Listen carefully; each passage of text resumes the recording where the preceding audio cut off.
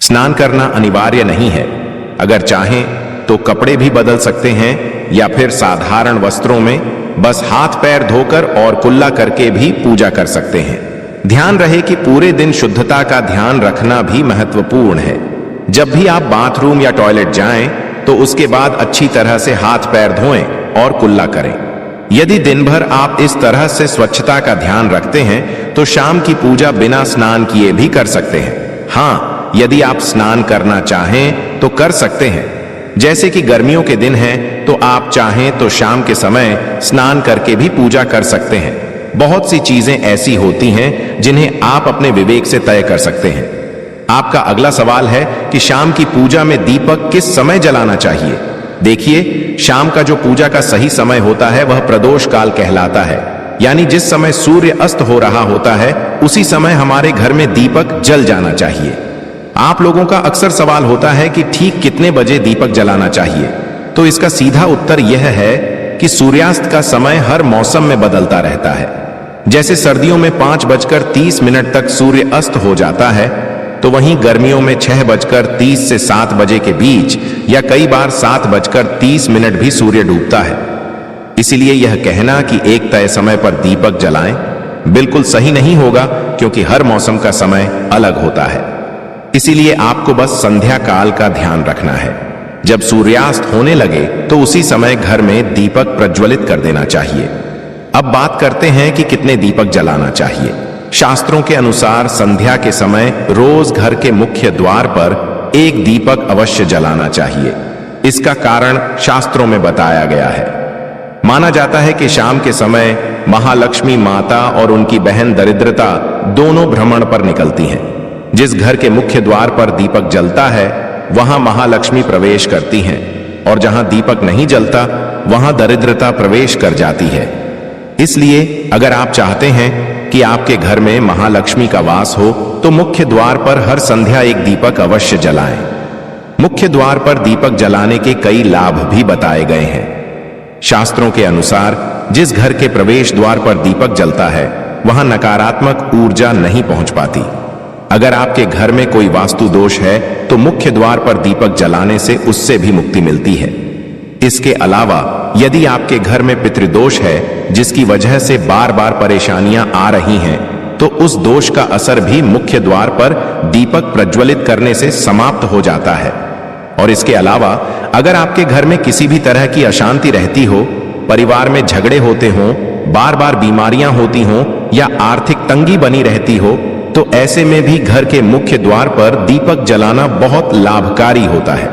इससे जीवन में आने वाली तमाम परेशानियों और दुखों से राहत मिलती है।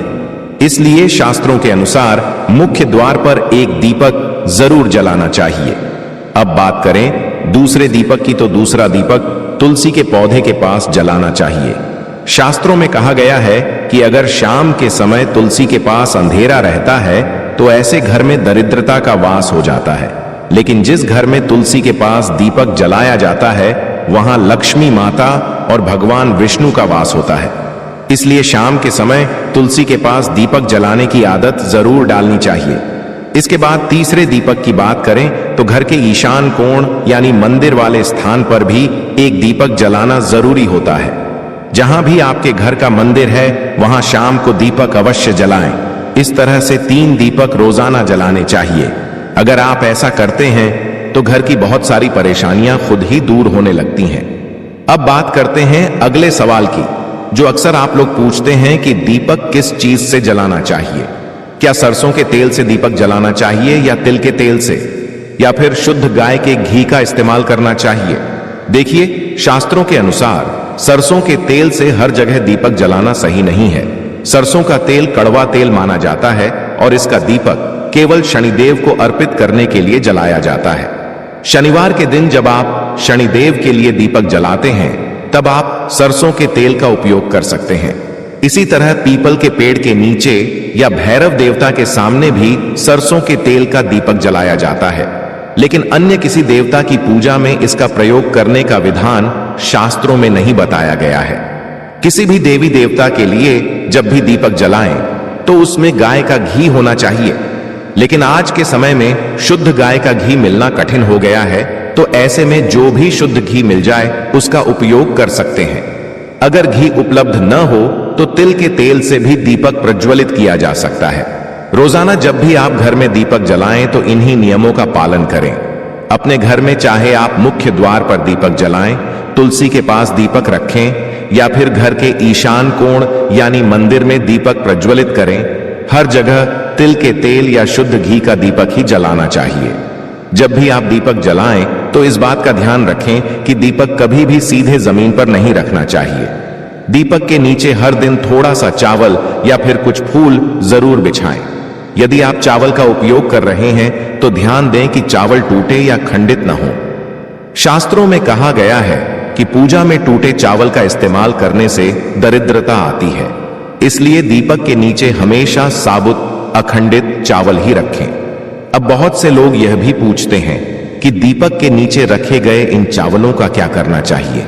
इसका उत्तर यह है कि अगले दिन इन चावलों को उठाकर पक्षियों को डाल देना चाहिए।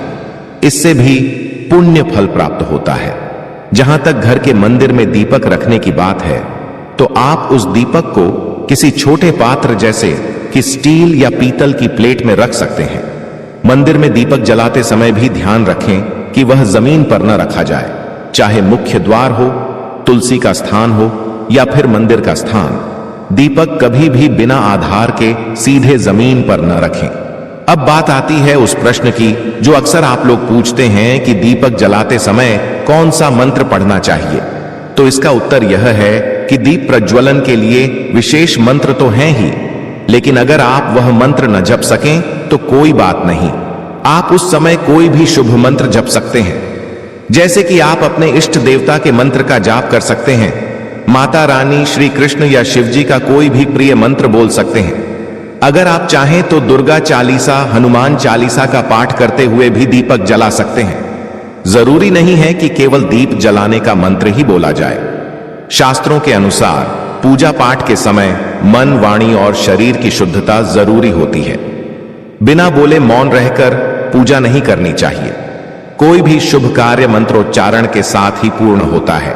इसीलिए जब भी दीपक जलाएं तो कुछ न कुछ मंत्र जरूर बोलें ताकि आपकी पूजा पूरी तरह सफल हो। इसलिए मंत्रोच्चारण करना आवश्यक माना गया है।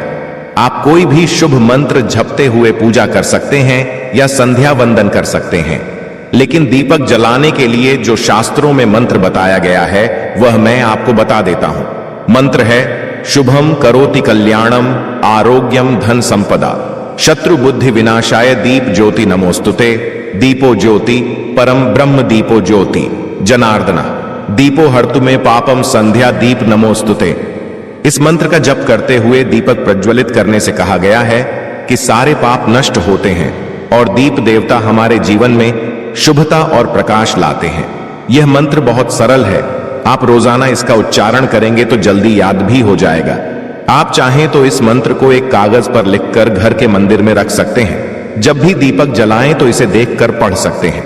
कुछ दिनों में यह मंत्र स्वाभाविक रूप से याद हो जाएगा। तो यह थी आज की जानकारी जिसमें मैंने संध्या पूजा और दीपदान से जुड़ी सारी बातें आपके साथ साझा की हैं। उम्मीद है यह जानकारी आपके लिए उपयोगी रही होगी। अगर आपके मन में कोई प्रश्न है तो आप कमेंट बॉक्स में जरूर लिखें। साथ ही यह वीडियो आपको कैसी लगी यह भी जरूर बताएं। इसके साथ ही इन गलतियों की वजह से घर में धन की कमी बनी रहती है, इसलिए तुरंत अपनाएं ये वास्तु टिप्स। पहला, घर में तुलसी का पौधा और अनार का पेड़ होना चाहिए। ये दोनों ही अत्यंत शुभ माने जाते हैं। तुलसी माता जगदम्बा का रूप है। यदि तुलसी सूख जाए तो यह आने वाली परेशानी और धन हानि का संकेत है। दूसरा, जिस भूखंड में ईशान कोण कटा हुआ हो उसे कभी न खरीदें। ऐसा घर दरिद्रता को बुलावा देता है। इसी तरह यदि ईशान कोण में शौचालय हो तो वह भी गरीबी और बीमारी का कारण बनता है। तीसरा, उत्तर दिशा में यदि मछली घर एक्वेरियम रखा जाए तो वह सुख समृद्धि को आकर्षित करता है। ध्यान रखें कि मछलियों के कुंड का पानी समय समय पर बदलते रहें और उसमें मरी हुई मछलियां न छोड़ें। चौथा, यदि घर की स्त्री प्रातः स्नान कर मुख्य द्वार पर एक लोटा जल चढ़ाए तो इससे माता लक्ष्मी का वास होता है। शुक्रवार या सोमवार को पत्नी या माता से झगड़ा करने से धन के रास्ते बंद हो सकते हैं। 5वां, हर अमावस्या के दिन घर का फालतू सामान निकाल दें या बेच दें। इससे घर में सुख शांति बनी रहती है और आर्थिक स्थिति भी मजबूत होती है। अमावस्या पर नई वस्तु या कपड़े खरीदने से बचना चाहिए। 6, यदि संध्या के समय कोई अतिथि या सुहागिन स्त्री घर आए तो उसका आदर सत्कार कर जलपान कराना चाहिए। इसे माता लक्ष्मी के आगमन का संकेत माना जाता है। नंबर 7, यदि आपके घर के आग्नेय कोण में गलती से पानी की मटकी या जल संग्रह की व्यवस्था हो गई हो तो इस दोष को कम करने के लिए वहां पर हमेशा एक लाल रंग का बल्ब 24 घंटे जलता रहना चाहिए।